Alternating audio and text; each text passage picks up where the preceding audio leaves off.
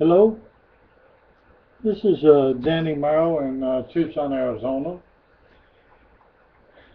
I normally give out my email address, which is Danny, D-A-N-N-Y dot Marrow, M-A-R-R-O-W at gmail.com. My Skype ID is Danny, D-A-N-N-Y dot Marrow, M-A-R-R-O-W, Tucson, Arizona, United States of America. My cell phone is 520-390-1393. The subject is Boston. By now, I suppose that everybody around the world has heard what happened by Muslim terrorists in Boston, Massachusetts, United States of America. I also deeply extend my condolences to the persons who were murdered by these Muslim terrorists. I also extend my sympathy to those who number approximately 200 that were injured, and especially to those that lived but lost the feet, legs, arms in this Muslim terrorist attack. The perpetrators of this crime, the one brother, the older, is dead. Hooray! His brother, the younger, who's in the hospital, accused the police of killing his brother. He killed his brother. He ran over his brother and killed his brother. Congratulations, young terrorists. You not only killed 3 Americans, real Americans, but you killed your Muslim brother. I'm glad that you did that. And I will be very happy when they strap you into a chair or table to execute you. Ladies and gentlemen, there is no other adjective to describe these men other than Muslim terrorists. That's what they are. Muslim terrorists. The alleged president of the United States, Barack Hussein Obama, went to Egypt and gave a speech in Arabic that the United States would never go to war with Islam. Well, dummy, we're at war with Islam, and they're the ones responsible for the war, not America. And this administration, all they have done is make apologies to the world at large. They made apology to Egypt for our bad attitude or our arrogant attitude or some ridiculous statement. We don't need to apologize to anybody, anywhere in the world. Syria, killing thousands of their own people. Muslims. Iran, killing, putting in prison thousands of their own people. Muslims, Shiite Muslims. Iran, the foundation of Shiite Muslims, and Saudi Arabia, the foundation for Sunni Muslims, has been killing each other for 2,000 years minimum. And they're not going to stop. They won't stop for another 2,000 years until one or both are eliminated from the face of the earth. Killed. Then maybe they will stop, but not before then. There's a man in Chicago, the head of the Islamic Nation. He has provoked war and hatred between the whites and the Muslims in the United States of America, and between the races, black and white, and he has done everything he can, along with the Black Panther Party, to incite a war between the races. And Al Sharpton, who's not a member, as far as I know, of the Islamic Nation, and Jesse Jackson, also, who I don't know if they are a member, secret or otherwise, they've done the same thing. And the American people, other races other than blacks, have felt guilt because of these inciting this class warfare between the races. And Barack Hussein Obama has done the same thing. He sat under a pastor for 20 years that did nothing but spew out hatred toward white people and hatred towards Jews and hatred towards our military. 20 years. And Barack Obama sat under that venomous, provocative talk for 20 years. And it didn't stop when he got elected. He did the same thing. All he could do was pit race against race, the rich against the poor against the rich, the ignorant against the learned, and the learned against the ignorant. That's all Barack Obama did. And yet nobody says anything. Are we supposed to respect the president? No, we're not. I don't respect him any more than I do a dog. I do respect the dog. I have no respect for the man in the White House. He tries to bring the combatants from Cuba to be tried in New York City in a civil court because he intended and hoped that the majority would be acquitted. And they would have been acquitted. Any $50 lawyer could have acquitted most, if not all, of the combatants in Cuba. Now it's been years, 10 years. Some of those men have been sitting over there, and women, if there are any. They should have already been tried and executed. I would like to see somebody that's got some brains in their body push for the people at Guantanamo to be executed, and let's close the base over there. But not close it and let them live free in the United States in a prison cell for 100 years. Let's close it after we have executed every single member of those combatants. Also, we have the head of the Islamic Nation in Chicago, by the way, where Barack Obama apparently says he was from.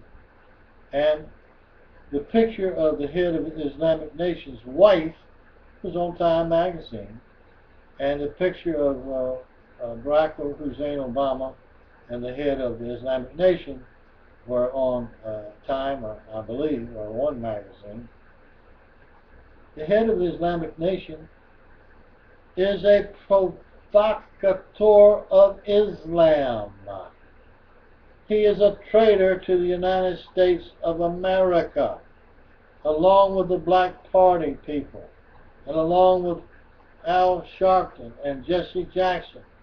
These different people have done nothing but provoke class warfare for the last 50 years. And especially the head of the Islamic Nation. He hates the Jew, he hates white people. He hates America. And yet, nobody has the guts to stand up against the bum. And now we have two brothers who committed a horrendous assassination attempt of hundreds, thousands, or more American citizens who were just going to see a marathon and probably a parade afterwards, and so forth and so on. And one little 8-month-old boy was murdered. Another little girl, 12 or 14, was a dancer and lost her legs, or younger, maybe she was younger, 6 or whatever. What I think would be great is if somebody, without being, gross, would take the limbs that were blown off of the different people, take them to Washington, D.C., and put them on the desk of Barack Hussein Obama and say to him, "This was a terrorist act. Has nothing to do with a U.S. citizen. They are Muslim terrorists, the two brothers. They're not American terrorists. They are Muslim terrorists. Those two men, the two brothers, have no more right to a trial in the United States than Genghis Khan would have a right." I'm telling you, ladies and gentlemen, there's something wrong in Washington. When a man that's sitting in the office of the president has done everything he can to protect Muslims, both in our country and apologizes to the Muslims outside of our country. He goes to Saudi Arabia, bows his knee before the dictator, the king of Saudi Arabia. He goes to Egypt and apologizes to the Egyptians and speaks to them in Arabic and says that the United States of America would never go to war with Islam. Well, Mr. Dummy, we are at war with Islam. And if you can't read and understand English, let me know. I'll be glad to explain it to you. We are at war with Islam. The nations of Islam all over the world the people have never risen up and protested against the violence on their own people or on people outside of the country. They've sat back quiet. And I can tell you right now, I applaud the FBI, the CIA, the Secret Service, and the police departments in the state of Massachusetts for their coordination and professionalism in dealing with this situation, including when they finally arrested the younger brother, that some of the officers did not let their anger, emotion get ahead of them and kill him on the spot. They arrested him in a dignified manner. What I object to strongly is they're going to try him in a civil court as a U.S. citizen and not as a terrorist. He was a terrorist. I think we need to change our legal system in America to prevent these lying defense attorneys from doing nothing but lie, lie, lie, and we the people pay for them to defend these type of people with their lies. We look at a case here in Phoenix, Arizona.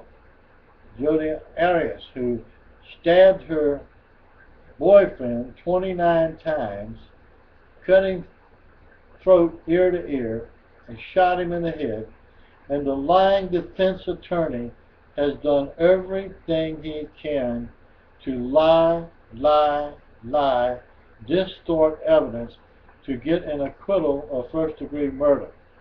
She should be guilty of first-degree murder, and she should be executed. And if I can get access to the time in prison when she will be executed, I will sit there and applaud. I have no sympathy for Jodi Arias. I have no sympathy for the brother of this Muslim whose brother was run over by him, his older brother. The younger brother ran over him and killed him. I have no sympathy for the younger brother. We need to change our court system of punishment, that we don't lock up these people for 100 years, 200 years, 50 years, or whatever. We've got to have a court system that once they're convicted of their crime, they are executed immediately. I'm talking about rapists. I'm talking about children that are murdered and raped. And I'm talking about pedophiles that rape these kids and they end up with 100 years in prison. It is not logical. It is not moral.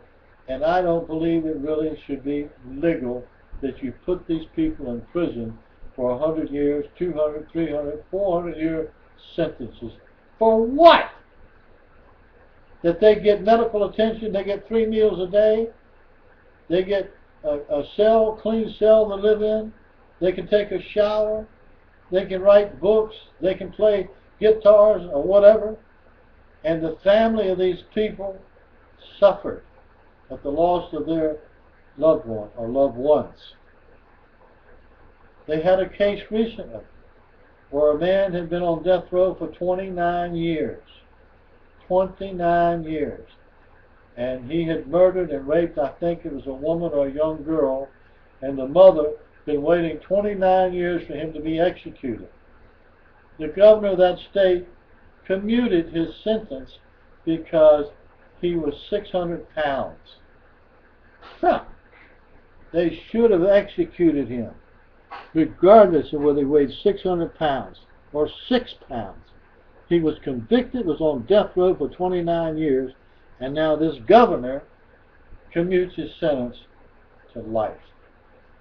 What a crime that the defense attorney for that individual got him off from being executed.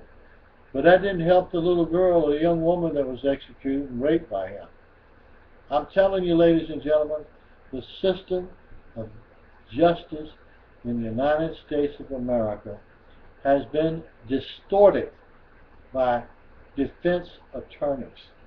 They are liars, deceivers, and extorting money from the taxpayer, that sometimes these trials that they defend run on for weeks, months, and even years, all for the point of saving the life of this criminal. Well, what about the people that they raped and murdered and performed terrorist attacks with bombs? Don't they deserve some consideration? Ladies and gentlemen, I will not watch the trial of this young Muslim man that's going to go on trial for this terrorist attack, because it will be another charade in the so-called justice system of the United States of America. What a shame.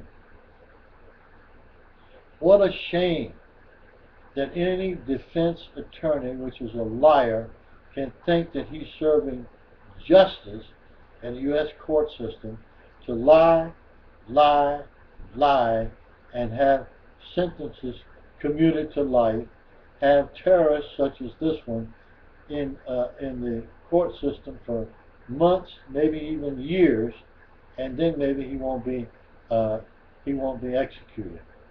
This man heartlessly executed 3 American citizens and wounded almost 200 more, and made 10 or more amputees.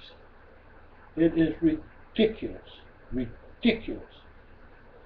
So I tell you, thank you for listening, and you may agree or you may not agree. I don't care. All I can say is what I believe.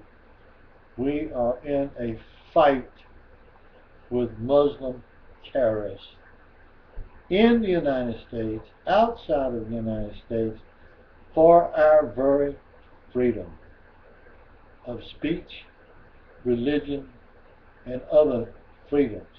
That these people are trying to use our own laws to take these freedoms away from us. Where are the American patriots? Did they all die at the Civil War or the Revolution in 1776, July the 4th? And what are these men in uniform, why are they going to Afghanistan and Iraq and other places to fight for what freedom? What freedom? So that pedophiles, rapists, murderers, and Muslim terrorists can tear up our country while they're over there fighting. I would not send another soldier to Afghanistan, Iraq, Libya, Egypt. By the way, Egypt got 200 of our tanks to shoot at us and fighter aircraft to shoot at us. I, Danny Marrow, would not send one more soldier to any Muslim country in the world. I would not do that. Let them take over the country and kill each other. But I would not risk one more American soldier, sailor, Marine, Coast Guardman, or Navy. Thank you for listening.